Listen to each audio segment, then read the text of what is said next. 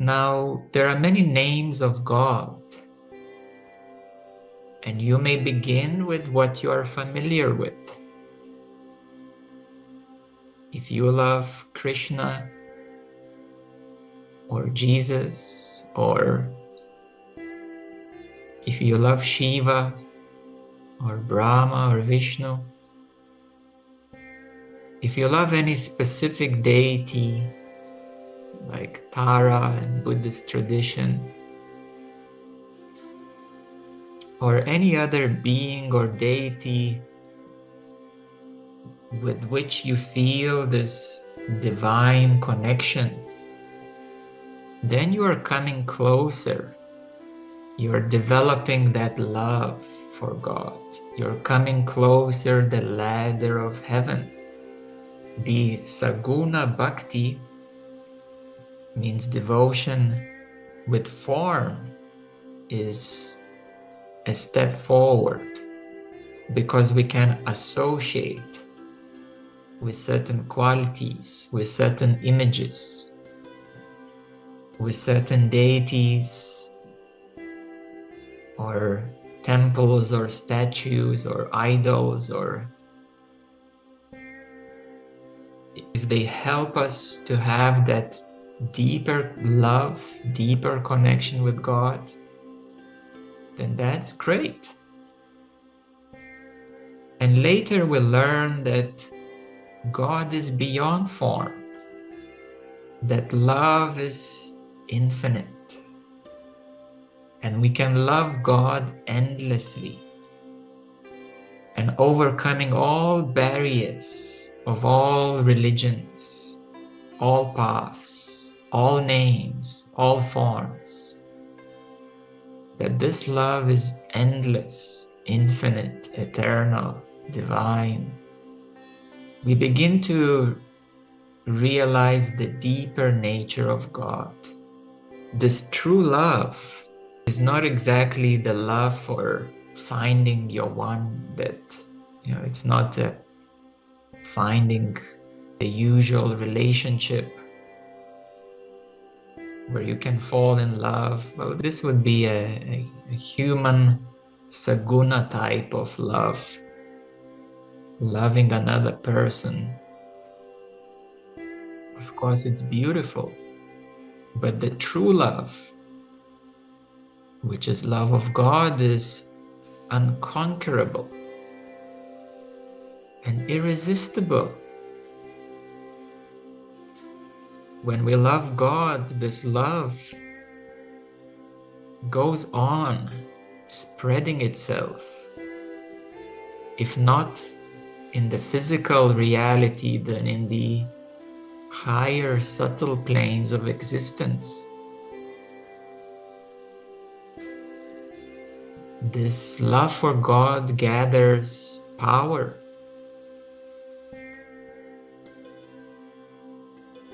It can transform everything that it touches, everyone whom it touches. Because in the physicality we may have nothing at all, not even sandals on the feet. But this love can fulfill countless hearts.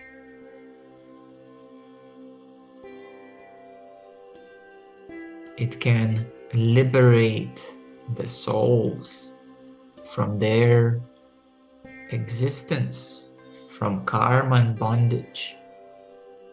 So as Kabir says, I am in love with the One, and my mind is intoxicated with His love. He says my mind, he means his whole being actually, is intoxicated with His love. Without Him I can't live for a moment, just as a fish cannot live without water. This is the bhakti of such a deep love that without it one cannot exist. Another being, Guru Arjan, says, my mind is pierced with the love of God, and I sing his praises day and night. Without him there is no peace. If everything is pierced with the love of God,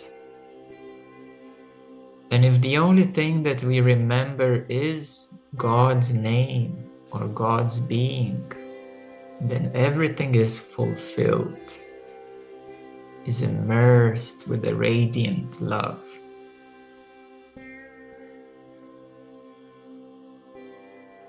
So when we love God with every heartbeat, and when his true name, whether Ikonkar or Satpurush or Ram, is our song, it's our heartbeat,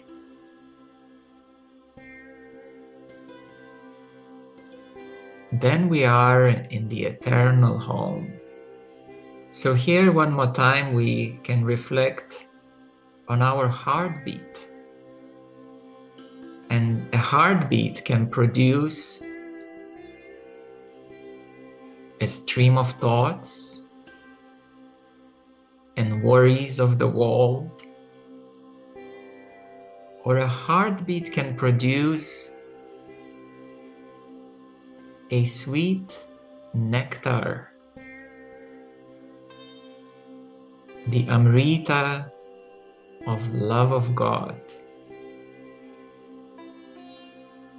Another quote is, I am a sacrifice to your love, O Lord.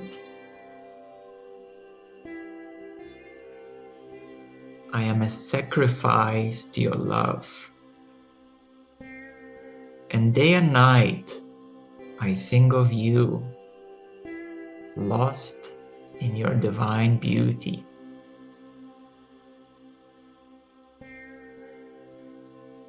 Now, we don't want to be found in the world. We want to be lost in the divine.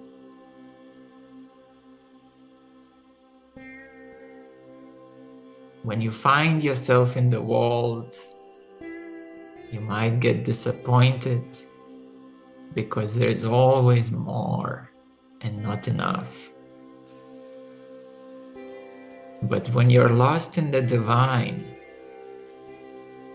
there is nothing else needed. Nothing comes even close to the fulfillment of this love. Even all the truths that we have realized before, we forget about them. These truths that we found before were like signposts on the highway. When we discover deeper truth, we are excited because it's piercing, it's revealing, it's a wow thing. It changes your view of the world, your view of reality. But it happened so many times to each and one of you. A new realization worth having is the one that brings you closer, deeper to this love divine of God. Because everything else you will forget about.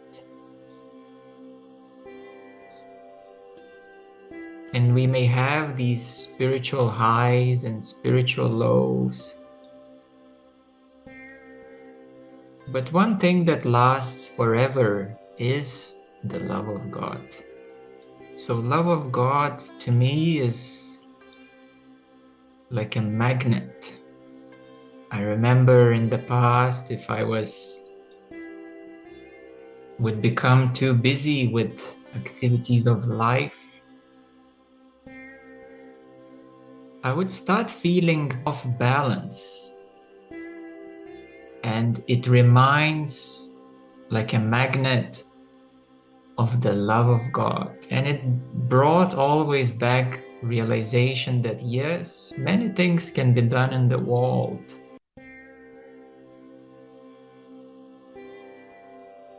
but the love of God is the true fulfillment. As Meher Baba says, to love God as He ought to be loved. We must live for God and die for God, knowing that the goal of life is to love God and find Him as our own self.